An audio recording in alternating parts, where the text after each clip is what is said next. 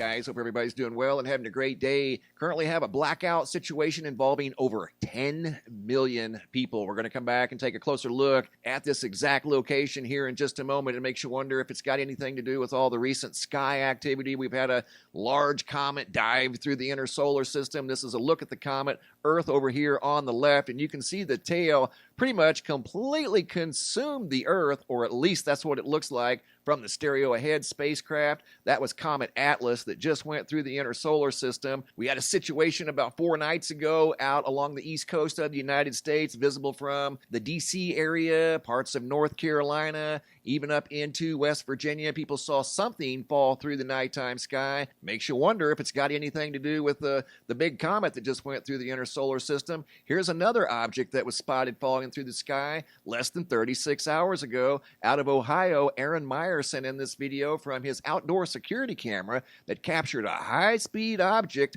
plummeting towards the Earth, again less than 36 hours ago at 5:43 in the morning, yesterday morning on the 17th. Did you see it right there? Dart through the trees across the street from his house at a very high rate of speed. Here I put it in super slow motion. I'm going to pause it right here.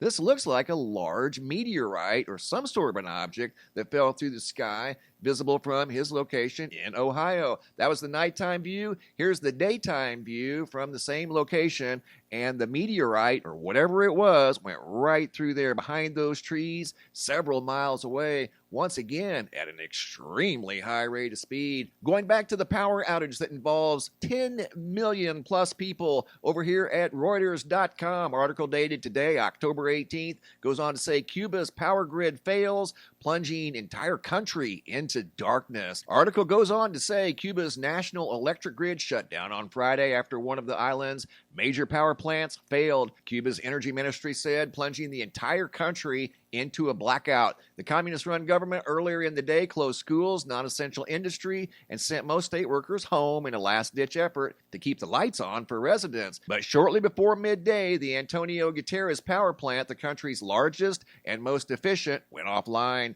prompting a total grid failure and leaving approximately 10 million people without power for an indefinite period of time. I mean, this is absolutely crazy. The crisis has already prompted officials to cancel all non-vital government services. Schools of all levels, including universities, have been shuttered through Sunday. Recreational and cultural activities, including nightclubs, were also ordered closed. And here's a look at the streets of downtown Cuba, and you can see there's nothing on. And this light right here is a light on a bicycle. You can see the bicycle tires there. I'm not quite sure what's going on over here, if that's some sort of a phone. They're maybe looking for the door handle or something, but it looks very dark and very ominous. Goes on to say, grid officials said they do not know how long it will take to reestablish service. So once again, over 10 million people, the entire island of Cuba in a major blackout right now as I do this video. And it makes you wonder if it's got anything to do with all the things seen falling from the sky here recently.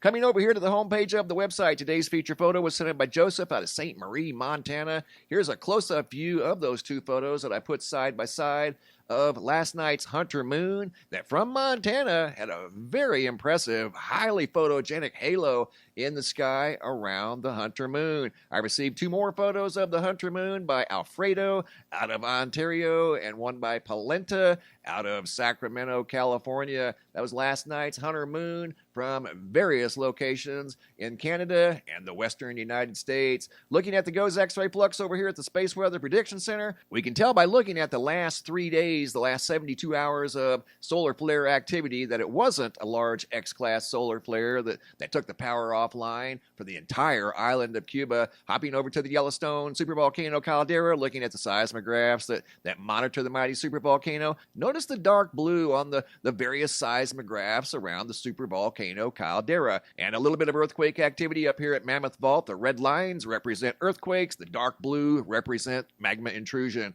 So there's a little bit of magma intrusion underway right now as I do this video. Looking at the power outage situation here in the United States, California showing 39, almost 40,000 customers offline, extending from Northern California all the way down into Southern California, Shasta County in the north, San Bernardino County in Southern California. Once again, nearly 40,000 customers offline in California, and just over 10 million customers without power in Cuba. The entire island in a major blackout, indefinite blackout. They do not know when power will be restored. And going back to the comet real quick, I started the video off with a view of the comet from the stereo ahead spacecraft. And again, you can see the tail almost entirely engulfing the Earth. Well, here's a view of that comet from the surface of the Earth. Some excellent photos sent in by Aaron Sutherland of the comet just before sunset. And you can see how incredibly long that tail is. It's many millions of miles long. There's the head of the comet. And as this thing progresses, you can see the head starting to change shape, even in photos from right down here on the surface of the Earth. The head of the comet is changing drastically as it's moving through the evening sky. And as you can see from these pictures taken just a couple of days ago, this comet is still highly visible in the evening sky right before sunset, and even a little while after sunset. You can tell by this video footage here, it's nearly dark outside and the comet's still visible. So there's been a lot of activity in the skies here recently, things falling from the sky. You wonder if some of this stuff is possibly associated with the comet, as there's been an increase of what appear to be maybe meteorites or mysterious things falling through the sky. Joseph out of St. Marie, Montana, who shared the incredible moon photos, also captured some incredible comet photos here recently. And notice right here, here's a prime example. Notice the difference in the shape of the head. There it looks more rounded. Here it's got some sort of what looks like a diamond shape to it. You can tell it's obviously tumbling, or quite possibly changing shape, as people are taking photos of this comet in the sky from, again, right down here in their backyards. What an incredible sight. Photos here by Lori, not sure of the location, but she too looked up and saw the comet in the evening sky. It hadn't quite gotten dark yet, so this would qualify essentially as a daytime comet and a nighttime comet. Dino out of Surprise, Arizona, he captured the comet diving down below the White Tank Mountains, visible from his location in Surprise. And again, notice the different shape. You can see here it looks kind of oblong shaped. It has an entirely different look to it between photos. That photo and this photo, the head of the comet looked drastically different. So it could be, like I said, a combination of it tumbling and or changing shape, or a combination of both. There it looked more round. Randy out of Grafton, North Dakota, saw the comet quite easily in the sky as the sun was dipping below the horizon. Thanks for the incredible photos, guys. Really appreciate it, and keep them coming. Thanks for watching. Have a super day, and be safe out there.